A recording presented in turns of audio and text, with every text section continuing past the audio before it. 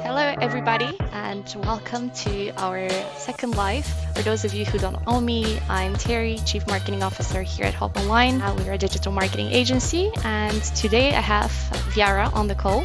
We decided to do these live episodes a few weeks ago because we wanted to share our expertise and experience with working with various clients and share our knowledge. I wanted to have Viara on the call today because she's a Google Ads team lead here at Hop Online, and since cutting ad spend is one of the hottest topics right now in the SaaS industry as a whole, we thought that it's going to be a good idea if we jump on a call and talk about it. Before we dive into the actual topic, which would be what are the most common Google Ads mistakes we see, Viara, do you want to introduce yourself? Tell us a bit more about your experience here at Hop. What kind of clients have you worked with? And yeah, kick things off. Yes, sure.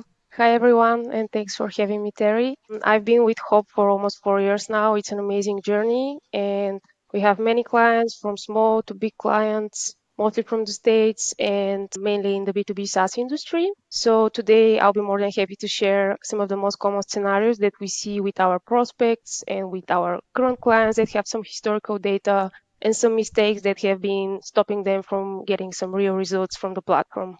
I have to admit that we were kind of selfish with picking this topic because we often have calls with clients and prospects and we audit their accounts. And at least I have the feeling that we repeat the same things over and over again. So even though everyone is obviously interested in the hot new things, very interesting, like new tactics, we do see a lot of companies making the same basic mistakes. So at some point, we can have a second discussion where we talk about more advanced strategies, but we really wanted to cover the foundation here and the main mistakes that we do see. Let's deep dive into the topic. Can you share what are the main mistakes you see clients doing with their Google Ads strategy and accounts? Yeah, definitely. We can talk a lot about mistakes in the accounts, but today I wanted to do a recap of the most common scenarios that we see, dividing them into three main categories just to lay the foundation of the success of the Google Ads account. So definitely the first thing, not surprisingly, is the conversion tracking and missing first party data from the Google Ads account. So let's start from there. Every time we conduct an audit, this is the first thing that we actually need to check because unfortunately we still see some Google Ads accounts that are bidding on universal analytics events. They're being set as primary conversion actions. So this is basically equal to not having conversion tracking at all.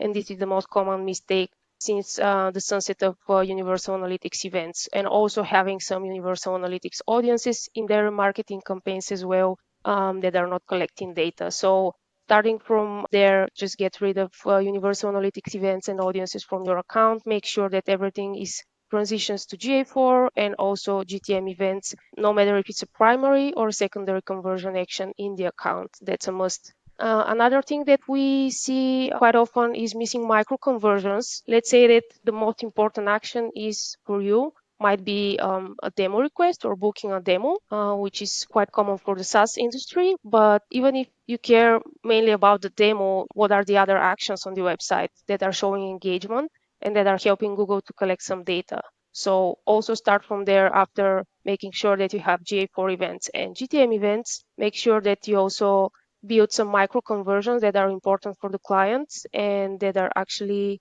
helping Google to understand better the behavior of the users when they click on the ad. Yeah.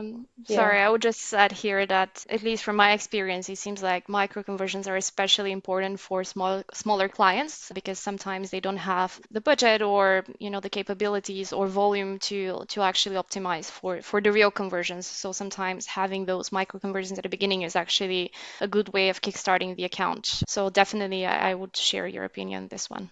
Yeah, exactly. And once we are ready with this, the next step is, of course, start importing data from the CRM back to Google Ads. This is a really hot topic. It doesn't matter what the CRM is. Of course, if it's HubSpot, it's easy, it's a native integration, but the sooner the better. We actually highly recommend starting importing data back to Google Ads since day one, if it's possible. The moment when you launch your campaigns, you start importing data back to Google Ads. You might not be ready for the real value-based bidding experiments. You might not be ready to analyze the data properly or to calculate values properly, but you're still one step ahead if you start collecting this data the moment you launch your campaigns. So definitely the sooner the better. You might even change the strategy at some point. You might recalculate the values. It might take longer than expected. And actually, in real life, for some clients, it takes longer to collect this data, to analyze. You might adjust some values, but you having the data as soon as possible is taking you one step further and closer to the moment when you start using value-based bidding strategies and experimenting with bidding towards value rather than just volume. So highly recommended to start as soon as possible. And I guess one thing to add here is I think there is a common misunderstanding that connecting your CRM to Google Ads is very technically complicated. And actually, there are more and more solutions that can facilitate that to automate it using different tools. For example, Make. I know that they have this kind of integration that can help to, let's say, connect HubSpot and Salesforce to Google Ads. So there are solutions that are easily available and can help different kind of clients to do that even on their own. Of course, it's always advisable to to have someone who has already done it and has the experience, but it's not impossible in any case. Yeah, definitely. Hey Paris, you joined as a guest, not as an audience. I just realized that. Yeah, but hi everybody. Welcome Probably to the live. ducked out. Yeah, I was looking for Welcome. the actual LinkedIn live, yeah. but I found my way here instead. Well, hello, hello. Hi, For those who but I don't will know duck out. Paris, Paris is our CEO. So happy to have you on the call as well. Yeah. Thanks. But I will gracefully bow out at this point. Love We're I'll it. leave you to discussing it. one of your favorite topics about offline Oh yeah, I conversion. love VBB. I can talk about it all day. Yeah. Yeah. So just to Okay. finish on the offline conversion import, we quite often see some prospects that actually started importing some data from HubSpot, maybe MQL stage or opportunity stage, but not the full client journey, not all of the stages that are actually being used in the CRM actively. And probably they just don't know how to use this data back to Google Ads and how to analyze it properly. So we definitely recommend that you find a specialist who is experienced with that and map the full journey and all of the stages that are actively being used in your CRM from lead to a closed deal. Okay. So we do have three things that you already mentioned: universal analytics conversions or GA4. We do have the first party and connection to CRM. Is there anything else in terms of conversion tracking that people should be aware of and be careful about? In terms of conversion tracking, I think this is the foundation, starting from removing universal analytics, importing data from CRM, and also, of course, enhanced conversions. This is quite hot topic in all of the Google conferences, and probably you've heard a lot about it. Enabling enhanced conversions whenever possible in order to prevent conversion data loss in the account. Awesome. What else should people be aware of when when Yeah. setting up their account or running ads on Google? So moving to the second category that I want to cover today is the account structure itself. And here we talk mainly about the search network, of course, because this is where most of the money goes to the search network. Here I want to cover the most common scenarios, starting from duplicated keywords, something that we should definitely avoid in the account. And I think this comes from misunderstanding that you might have different campaigns with different goals. For example, one of them might be optimizing for demo, the other one for some kind of a lead magnet, let's say, downloading a resource from the website, and then you target them with the same keywords, but that's still not okay because that might affect the account in a negative way and that might cause keyword cannibalization. So just stay away from keywords overlap if you target the same locations. That's a must here. In And this case, then would the recommendation be to set the two conversions within the same campaign and then at, let's say, different values for each of them, or just prioritize one of the conversions? What would you recommend here? I would recommend that the campaign, which is optimizing for, let's say, different conversion actions, some kind of a lead magnet, should actually have totally different keywords, more of a top of the funnel, middle of the funnel keywords. And then the other keywords, which are bottom of the funnel, should be for the main conversion action. Let's say that this is the demo, because we quite often see mainly demos, but it's not okay to have any type of keyword overlap in the across the campaigns. And then the other mistake we see quite often is the low volume ad groups. We are trying to reduce the amount of low volume ad groups as much as possible, depending on the landing page, of course, depending on the team. We just try to combine these ad groups. If an ad group doesn't deliver for the last 90 days, meaning very low number of impressions and clicks, you don't need it as a separate ad group. Just trying to combine them according to the final URL. And This will have an immediate impact, and you will see that the smart bidding will start providing better results for you the moment you combine those ad groups and you get rid of the ad groups that are with low volume keywords. You don't need ad group having only 10 keywords and 5 of them are low volume keywords, meaning that you might have just 10 impressions for a month or even low. So they just don't deliver. And the higher volume in the ad groups, the better for the algorithm and the smart bidding. So just try to simplify the ad groups in the search campaigns as much as possible. And then the next To topic here. Oh, sorry, Terry. I was just gonna say to dummy down this, basically Google needs data to work Yeah. with, and the more data you have within one ad group, the higher chances you have for that campaign or ad group to perform well. So this is why the reducement of ad groups is recommended in this case. Yeah, definitely. And the next hot topic that we can't really avoid discussing here is the broad match keywords. We see accounts that don't have any broad match keywords or just slow adoption of broad match keywords because of budgets or mainly because of the mindset of the clients that keeping only phrase and exact match will help you control the search terms and you are fully in control of what Google is doing and when the ads are being showed. But that's not the case with the algorithm lately, and we all can confirm that from our experience. It's just how Google works that it's getting more traffic to the broad match keywords, and you don't have to adopt the broad match keywords overnight.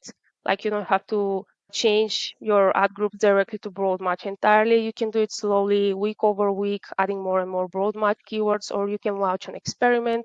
There are different types of experiments you can run to avoid the big risk, but the final goal should be definitely adopt roadmap keywords and invest some time into the search terms report. Once you start, of course, there might be some irrelevant search terms. That's fine, but that will be just in the beginning.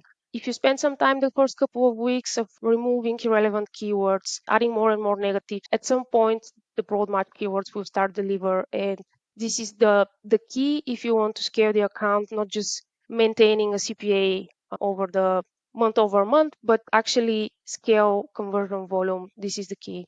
And if you don't have questions about broad match, I want to add something else about account Sorry. structure.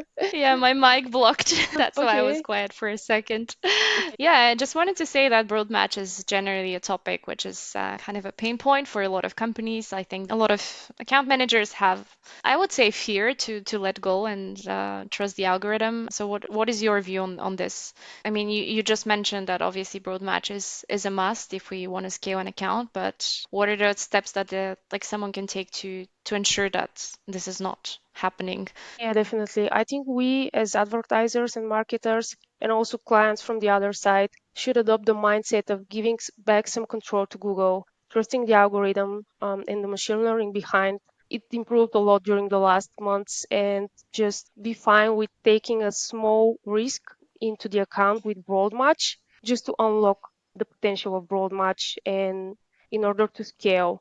It might be shaky in the beginning, of course, the first couple of weeks. It doesn't happen overnight, but once Google collect more data, broad match will actually start giving some great results for you that you wouldn't get the same results if you stick Won't be able to to. phrase match for a long time. Yeah, I guess the Pareto principle also works here. So 2080, you can start with 20% testing and then scale from there once you start seeing results. So definitely. And you started saying that there's a third category of mistakes that you see. What are those? Yeah, I just want to add one final bullet point here for the account structure, very Mhm. quick, and it's about something that maybe advertisers don't focus too much, but it's about the ad strength of the ads in the ad groups. So keeping poor or average ad strength doesn't really help you in a highly competitive market, even if you're using the right bidding strategy. Let's say you're going very aggressive with maximize conversion volume or maximize conversions. It will be very difficult for Google to get the first position for the ads if you have poor ad strength. So invest some time into improving the ad strength. Try to get ad strength at least to good or excellent, and of course take the most out of it. Like if Google is giving you 15 headlines, why you should be using only 9 headlines. Try to enrich with keywords, add dynamic keyword insertions when needed if it's a big ad group. Just try to play around with the ad copy in order to get to good or at least good ad strength. And this will definitely help you get the first position to Google. If someone is already at good, do you think it's worth putting the extra effort of getting to excellent, or is that not something that will move the needle significantly? I would say good to excellent doesn't make a big difference in terms of first position, but from what I see, average to good is a big difference. Getting the impression Mhm. share and the top impression share, meaning the first position with the ads, especially when we have a lot of competitors out there with huge budgets, they're bidding aggressively. Just put some effort and try improving from average to good, and you will see the difference for sure in the upcoming weeks. Awesome. And it's Yeah, always fun to to experiment, I think, with ad copies and kind of trying to figure out things on the go as well. yeah, I love that. Sometimes there are some surprising results on our end, at least when we have been testing. Yeah, definitely. And the last category I want to cover is middle of the funnel and top of the funnel approach. Of course, until now we'll be talking only about the search network, but we actually need a campaign outside of the search network or all-in-one campaign like PMAX. Here we don't really have time to go into much details what exactly is PMAX, but we do have a lot of resources about it. But I want to focus why we need PMAX and why it has to be set up properly.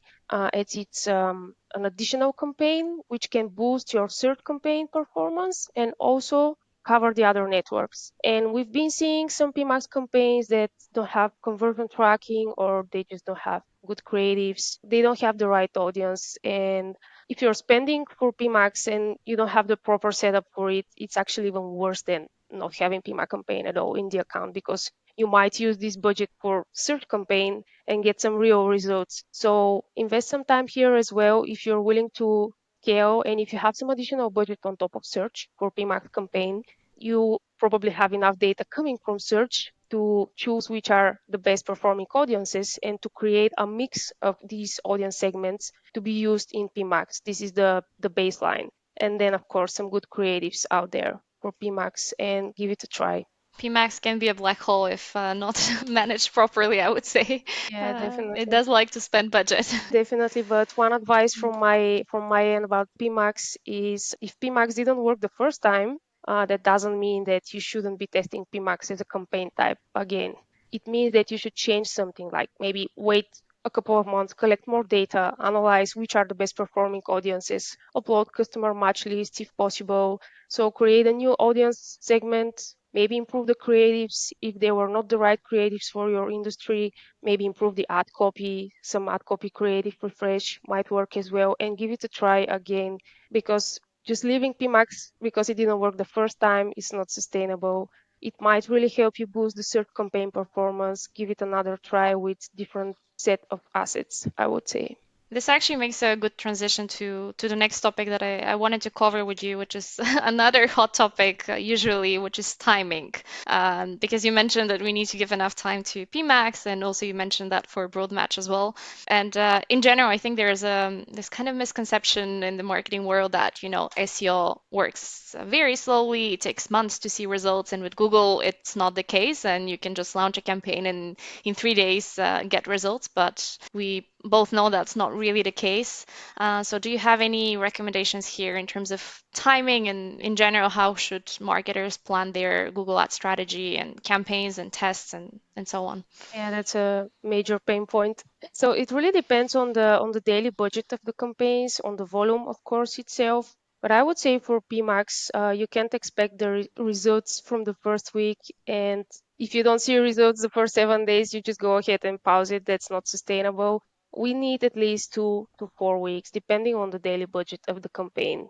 Just it's hard to give the control to Google and just wait for the results, but it's how the machine learning works, and we should be patient and start analyzing data only after the learning period. And it's the same with broad match keywords. Launching broad match, seeing that they start spending more than phrase match, and then getting anxious and pausing them before even getting one conversion. That's not the goal. We should wait between 2 and 4 weeks, depending on volume and budget, and then start analyzing data, pausing keywords, and making changes to the campaign. I guess this also ties to letting go of control and just trying Yeah, not to it's just over control things. yeah, And the other topic, which is also related to this one, is budget. I know this one is a big one for our clients as well as the prospects that we work with. Basically, everyone wants to know what is the budget that they should start with, how to decide on their budget. And I mean, to not put you on the spot, I would directly say there is no single answer to this question because there are many variables. But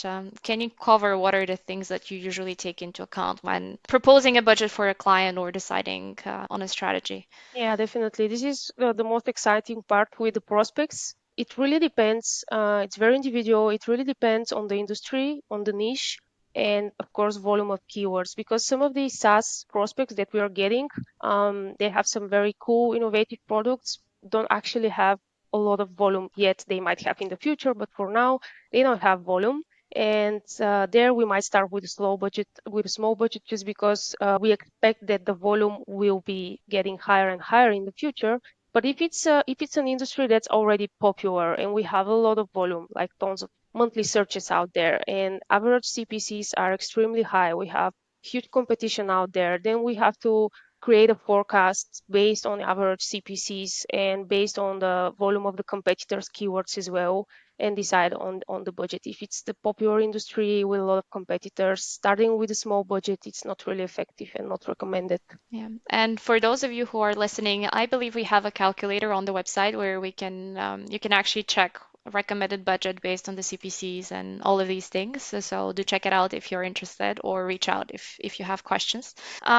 But yeah, I know we have a hard stop in 5 minutes, and there are two more things I wanted to cover with you. First thing, because we do a lot of audits, and obviously if someone is just starting out with Google Ads, they might not know how to check for the mistakes that we just covered. Can you share a bit about our approach, what you look for when doing the audits for the clients, just so we can give some direction to those interested in checking whether they have these issues or not in their accounts? Yeah, definitely. Well, if we do have some historical data in the account, let's say at least for the last 90 days, we start checking exactly the steps that we just covered, from conversion tracking, then account structure, ad trends, duplication of keywords, broad march adoption, bidding strategies, and then any middle of the funnel campaigns and their settings. It might be PMAX or YouTube audiences, etc.